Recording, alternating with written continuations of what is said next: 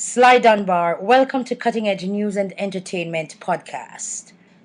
Yeah, I am Sly Dunbar. It's great to be the cutting edge of the podcast today. Thank you so much. My first inquiry, Sly, must be about your beginnings. When did you recognize that you possessed such a magical gift? I think from a younger age, while I was going to school, me and my friend going to school, Willie Williams, we used to be in the same class at school, and we used to sing. When we get free period at school, we used to sing and play music on the desk.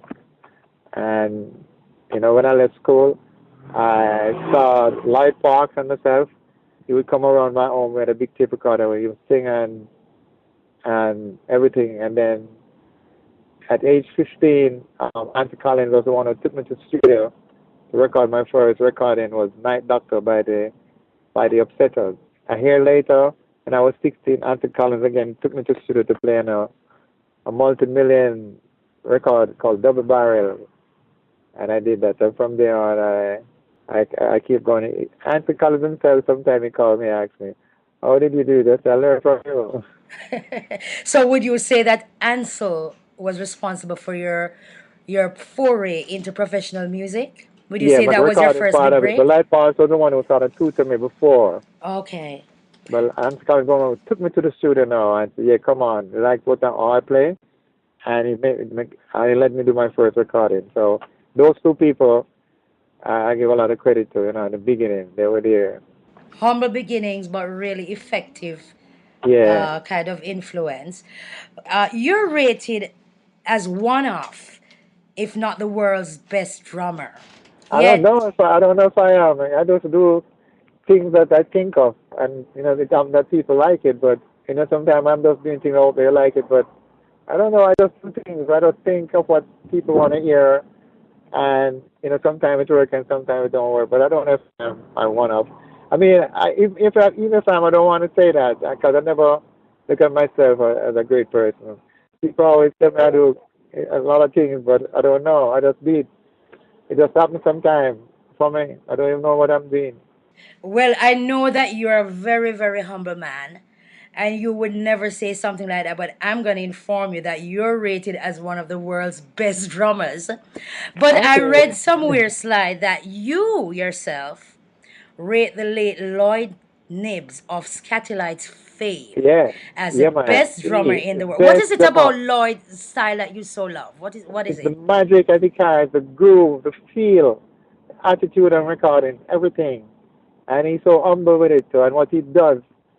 And I don't think anybody up to it. People try to do it, but just can't. Can't do it.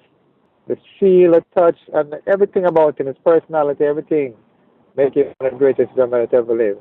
A lot of people don't know of him because Ska was so early, so a lot of people really didn't go up on Ska. And at that time, the media wasn't really looking at musician for individual specialized drummer, but like he was one part of the backbone for Scatterlight that gave them their sound. And I find that you have some of his qualities.